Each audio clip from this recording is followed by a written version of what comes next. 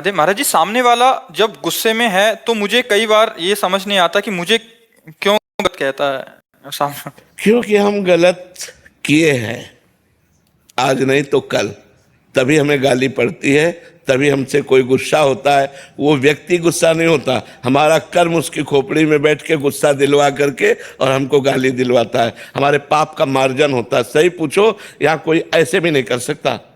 अगर ऐसे कर रहा है तो हमारा कर्म है और उसको प्रेरित करके वो ऐसे करवा रहा है। हम चूंकि वर्तमान को केवल देख रहे हैं, भूत को तो देखा नहीं।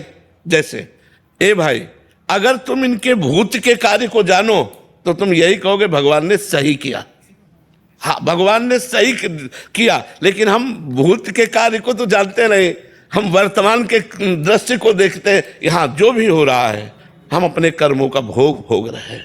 हम अपने अपने कर्मों का भोग भोग रहे हैं। जैसे पूर्व में हमारे द्वारा जो कर्म होता है वो अधिक रूप लेकर के हमें दंड देता है।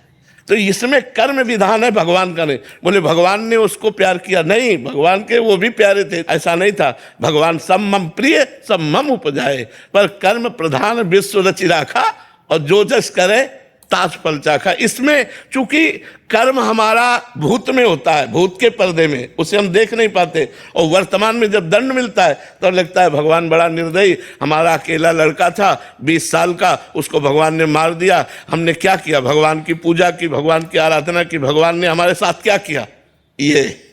ये जीव भगवान पर अश्रद्धा कर लेता है, जबकि ऐसा नहीं है। वो बड़े कृपालु हैं, पर उसकी आयु ही कर्म के अनुसार इतनी थी। अब आप पूजा करो या ना करो, 20 साल में हो जाएगा। तो ये बातें समझनी सत्संग के द्वारा कि हमको कोई अगर क्रोध करता है, कोई गाली देता है, तो कहीं ना कहीं वो हमारे किसी कर्म का मार्जन है। हम समझ नहीं पाते और नया कर्म कर बैठते। और अगर हम चुप सह जाए तो हमारे कर्म का मार्जन हो जाएगा, पर सहना बहुत कठिन है। महाराज जी, क्या भौतिक कर्तव्यों को श्री जी को समर्पित करने मात्र से भगवत प्राप्ति संभव है? नहीं, नाम स्मरण करते हुए भौतिक कर्म को भगवत समर्पित करने वाला भगवत प्राप्ति कर लेगा। अगर नाम स्मरण नहीं है तो कर्म समर्पण से केवल भगवत स्मृति नहीं है ना, तो सांसारिक स्मृति बनी रही ना, तो फिर कर्म तो सांसारिक ही हुआ ना। वो बात है स्मृति। यस्य स्मरण मात्रेण जन्म संसार बंधनात् विमुच्यते नमस्तस्मै विष्णवे प्रभु विष्णवे। स्मरण, भगवत प्राप्ति के लिए स्मरण की जरूरत है। अगर हमारी स्मृति संसार की है तो बंधन युक्त है। अगर हमारी स्मृति अंतःकरण से भगवत स्मृति हो रही, वो मोक्ष का स्वरूप है। मन ही बंधन और मोक्ष का कारण है। विषय चिंतन करने वाला मन बंधन का कारण है और भगवत चिंतन करने वाला मन मोक्ष का कारण है। यदि आपका चिंतन विषय चिंतन हो रहा है तो आप कुछ भी क्रियाएं करें, परिणाम में तो आपको बंधन प्राप्त होगा। अगर भगवत चिंतन हो रहा है और कर्म शास्त्रीय विधान के अनुसार हो रहे हैं तो भगवत प्राप्ति निश्चित है। फिर कर्म समर्पण से भगवत प्राप्ति हो जाएगी। नाम जब जरूर चाहिए। अगर भजन नहीं है तो बारी मथे घृत होए बरु, सिकताते बरु तेल, बिनु हरि भजन न भवतरी, या सिद्धांत अपेल। ये अटल सिद्धांत है। अगर भगवान का भजन नहीं करोगे तो संसार समुद्र से पार नहीं हो पाओगे। भजन जरूरी है। सिद्ध महापुरुष भजन करते हैं, साधक की बात क्या। हरिशरणम हरिशरणम सनकादि हर समय जपते रहते हैं। इसलिए भगवान नाम जप सब करो, तभी कल्याण होगा। महाराज जी, मेरा प्रश्न है कि कुछ वाणियां जी ऐसी हैं जिनका मैं व्याख्या नहीं पढ़ सकता, तो मैं चिदानंद को कैसे प्राप्त करूं जिससे वाणी जी की व्याख्या पढ़ने योग्य हो सकूं? नाम जप चिदानंद तत्व का ज्ञान करा देगा। जो राम राम नहीं बोल पाते थे, मरा मरा बोले ना, वो इतिहास की रचना कर दी संस्कृत से। भगवान की दिव्य लीलाओं को खुली आंख देखते हुए और उन्होंने रच दिया। नाम में इतनी बड़ी सामर्थ्य है। कौन सा चिदानंद तत्व है जो नाम के द्वारा अनभिज्ञता में रह जाए? नाम जप करो, सब प्राप्त हो जाएगा। जो ककाहरा नहीं जानते थे, उनके मुख से वेद उच्चारण होने लगे। नाम में अपार महिमा है। भले वो संस्कृत ना बोल पाए, लेकिन उनकी बात देख लो, किसी न किसी श्लोक में लिखी मिलेगी। उनके अंदर से जो भाव निकलेगा वो शास्त्र में लिखा मिलेगा। जो भगवान नाम जप करते हैं, और चाहे जितने बड़े विद्वान हो, अगर भजन नहीं कर रहे हैं तो भाव तरने का बात नहीं होगी। नामात्मा प्रवचने न लभ्या न मेधया न बहुना श्रुते न। बहुत बढ़िया प्रवचन कर ले संस्कृत से और भजन ना हो तो उससे भगवत प्राप्ति थोड़ी हो जाएगी। बहुत प्रवचन सुन ले और भजन ना हो तो भगवत प्राप्ति हो जाएगी क्या? भगवत प्राप्ति उसे ही होती है जो डट के भजन करता है। चाहे प्रणव का जप करो, चाहे राम जप करो, चाहे कृष्ण जप करो, डट के करो, तभी हट के और डट के, भोगों से हट के और डट के भजन करो, अभी सब चिदानंद तत्व का ज्ञान हो जाए। ऐसे चिदानंद तत्व का ज्ञान थोड़ी हो जाएगा। खूब जप करो, भजन करो। शास्त्र बिल्कुल पढ़ना ना आता हो तो संत जनों के श्रीमुख से शास्त्र ही तो निकलते। सरल भाषा में संतों ने शास्त्रों के अर्थ का गान किया है, उसे श्रवण करो और भजन करो, बढ़िया काम बन जाएगा। आप कह रहे हैं कि आपका प्रश्न है कि ईर्ष्या करने वाला इतनी ईर्ष्या क्यों करता है? क्या ईर्ष्या में व्यक्ति किसी का इतना नुकसान भी कर सकता है? वो व्यक्ति दूसरे का जीवन पूरी जो तरह नष्ट कर ईर्ष्या करता है वो दूसरे का नुकसान तो क्या कर पाएगा, उसका खुद नुकसान हो जाता है, उसका खुद पतन हो जाता है। उसे कोई दंड मिलेगा? और क्या, उसका खुद पतन हो जाता है। जो ईर्ष्या करता है, मत्सरता करता है, मत्सरत मेरे से आगे निकला जा रहा है, इस बात से जलता है, तो वो उसका नुकसान कर पाए न कर पाए, अपना नाश जरूर कर लेगा। ईर्ष्या करने वाला अपना पतन जरूर कर लेता है, अपना नाश कर लेता है। इस ईर्ष्या की वजह से मैं काफी परेशान हूँ। और आप ही नहीं परेशान हो, पूरा विश्व परेशान है। पूरा विश्व परेशान है। अपने घर में सुखपूर्वक रहने की व्यवस्था है, लेकिन पड़ोसी के घर में ज्यादा है, तो हम अपने घर में रहते हुए भी जल रहे हैं क्योंकि पड़ोसी के घर में ज्यादा है। हाँ, हमें अपने घर का सुख नहीं भोग रहे, हम पड़ोसी के घर के सुख का दुख भोग रहे हैं। ये ईर्ष्या सबके दिमाग में है। कंचन तजना सहज है, सहज तिया का नेह, और मान बड़ाई ईर्ष्या दुर्लभ तजना है। ईर्ष्या बहुत बड़ी चीज है, इसको समन करना भगवान की कृपा से ही होता है। और ईर्ष्या जो करता है वो दूसरे का अहित करे या ना करे, अपना अहित जरूर कर लेता है, अपना पतन जरूर कर लेता है। हमें चाहिए नाम जप करते हुए दूसरे के द्वारा ईर्ष्या जो हमारे प्रति की जा रही, हम उसको क्षमा करें और उसका मंगल मनाएं। जी, आप कह रहे हैं कि आपके गांव में श्री जी कृपा से सार्वजनिक मंदिर बनवा रहे हैं मिलके, तो महाराज जी उसमें महादेव जी के मंदिर, पार्वती जी के मंदिर, भैरव जी के मंदिर, राधा कृष्ण जी के मंदिर हैं। इसके लिए महाराज जी थोड़ा सा मार्गदर्शन चाहिए था कि कोई गलती ना हो जाए, तो हम किस बातों का ध्यान रखें, उनकी सेवा बाद में कैसे? हाँ, बस सबसे बड़ी समस्या ये है कि मंदिर बनवाना सहज है, लेकिन मंदिर के देवता की बराबर पूजा होती रहे ऐसी व्यवस्था करना कठिन है। बहुत से ऐसे मंदिर हैं जिनमें जल चढ़ाने वाला कोई नहीं।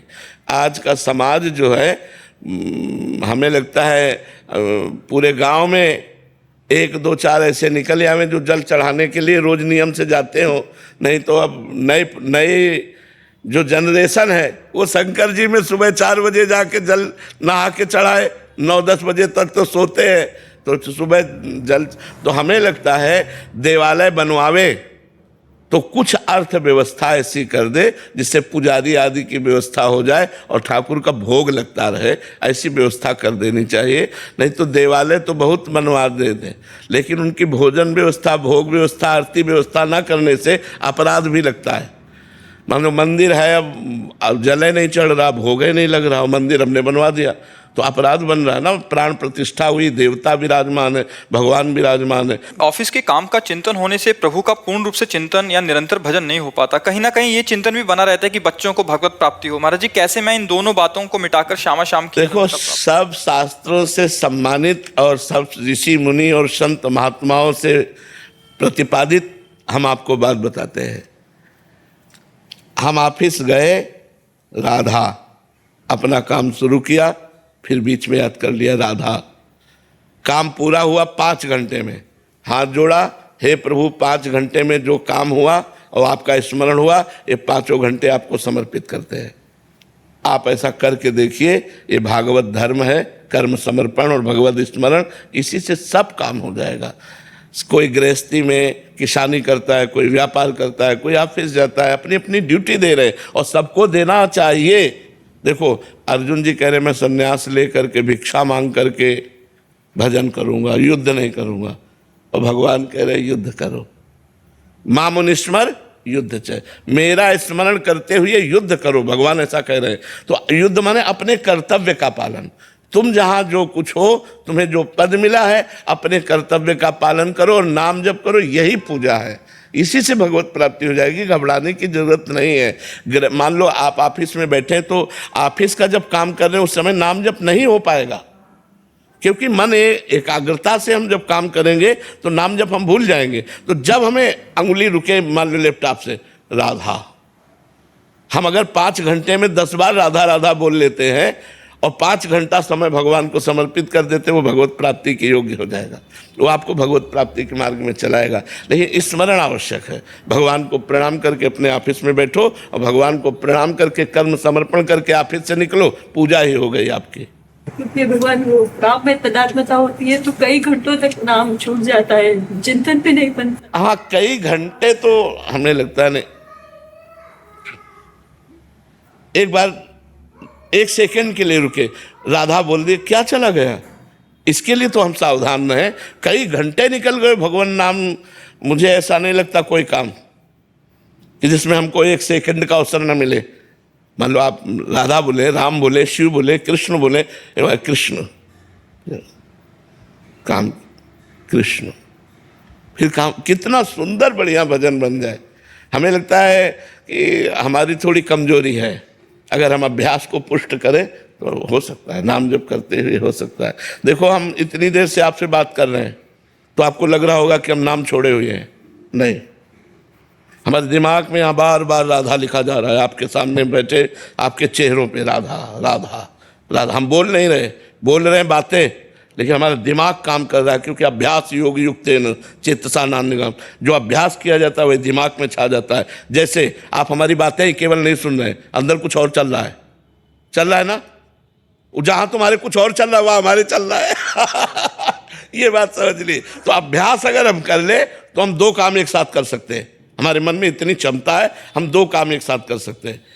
अब अभ्यास की बात होती, देखो ड्राइवर बीड़ी भी पी रहा है, बगल वाले से बात भी कर रहा है, हंस भी रहा है, लेकिन वो सब कुछ नहीं कर रहा है। उसकी पूरी एकाग्रता ड्राइविंग पर है, पूरी एकाग्रता लक्ष्य पे है। पर एकाग्रता वहाँ रखते हुए भी वो हंस भी लेता है, वो बात भी कर लेता है, वो देख भी लेता है, लेकिन उसकी पूरी दृष्टि रोड पे है। जरा सा चूके कि एक्सीडेंट हो जाएगा, ऐसे हमें चलना है कि हमें बात भी करनी है, हमें हंसना भी है, लेकिन हमारी एकाग्रता भगवान पे रहे। एकाग्रता है जो भगवान पे रही कि मैं भगवान का कार्य कर रहा हूँ, तो आपकी वो भक्ति हो जाएगी। रसखान गोविंद यूं भजिए जो नागरिको चित्त गागर में, से ब्रजवासिनी गोपियाँ 3-3 मटकी ऊपर जल की रखे हुए, हाथ में बाल्टी है, रस्सी है, और बात करती हुई हंसती हुई जा रहे, लेकिन पूरी एकाग्रता। तन की शुद्धता होती है और सुमिरन से मन की, इसमें तन की शुद्धता का आश्रय महाराज जी कैसे समझें कृपया? हाँ, तन से हमारे पाप कर्म होते हैं। जब हमारा शरीर शुद्ध हो जाएगा तो हमारे शरीर से पाप कर्म नहीं होंगे। पाप कर्म की व्याख्या कहाँ तक करें? जो धर्म विरुद्ध है, शास्त्र विरुद्ध है, जिसमें किसी को दुख पहुंचता है, किसी की हिंसा होती है, ऐसे कोई भी कार्य जिसका शरीर शुद्ध हो गया है उससे नहीं होगा। तो शरीर शुद्ध होने को तो निष्पाप शरीर, पवित्र शरीर, वो जहाँ चरण रख दे वो स्थान पवित्र हो जाए।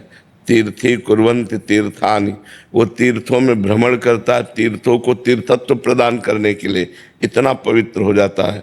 सेवा से शरीर पवित्र हुआ तो शरीर का राग नष्ट हो गया, मन पवित्र हुआ तो मन की चंचलता नष्ट हो गई।